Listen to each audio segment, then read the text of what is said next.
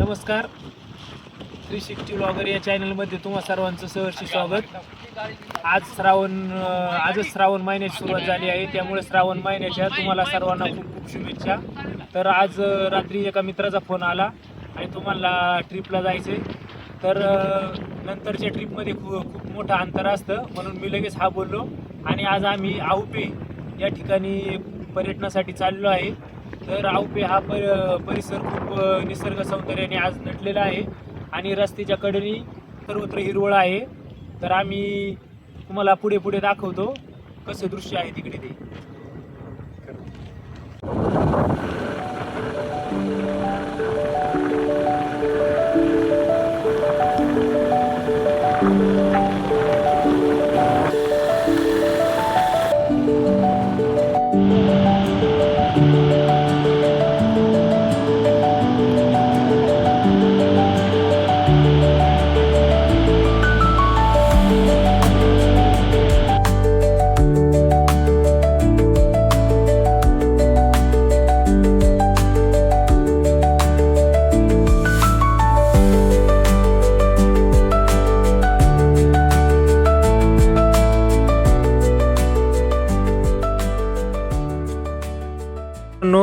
तर आता आम्ही आलोय माळीन या जुन्या माळीन या गावी.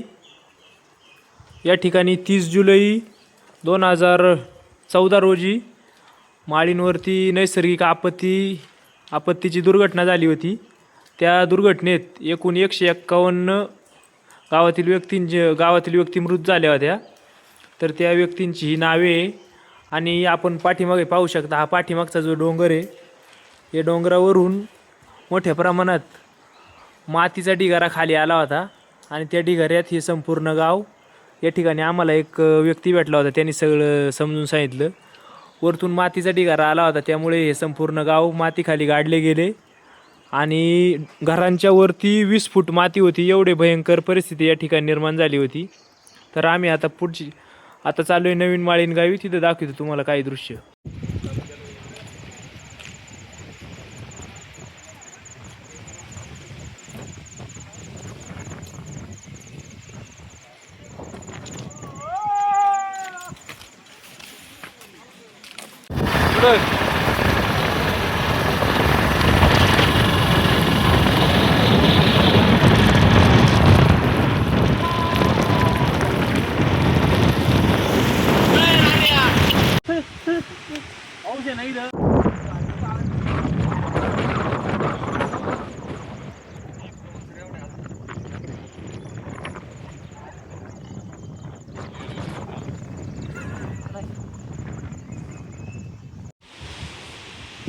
तर नुकतंच आपण आता आउपे या ठिकाणी पोचलो आहे. हा पाहू शकता आउपेचा कोकणकडा. इकडं खाली मुरबाड तालुका आहे ठाणे जिल्ह्याचा. इथं पुणे जिल्ह्याच्या आंबेगाव तालुक्याची बॉर्डर संपते. निसर्ग तुम्ही पाहू शकता संपूर्ण. पुढं नको जाऊ.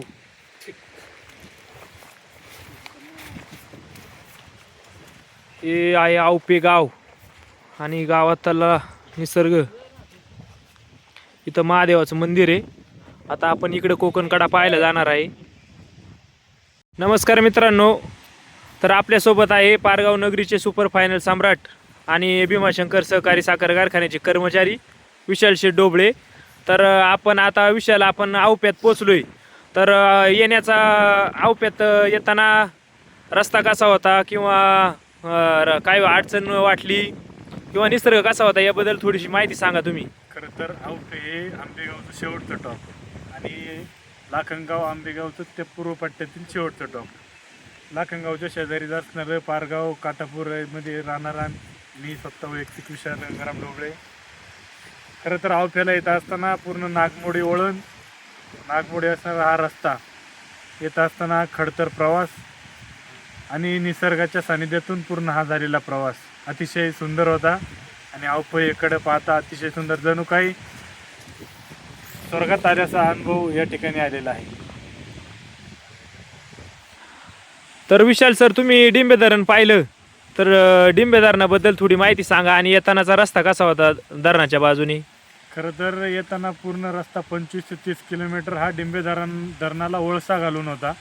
पूर्ण पाण्याच्या कडानी जसं असं वाटत होतं पाणी आपल्याबरोबर चाललंय की काय, असा पूर्ण अनुभव पूर्ण आला. धन्यवाद विशाल सर, तुम्ही खूप मोलाची माहिती दिली.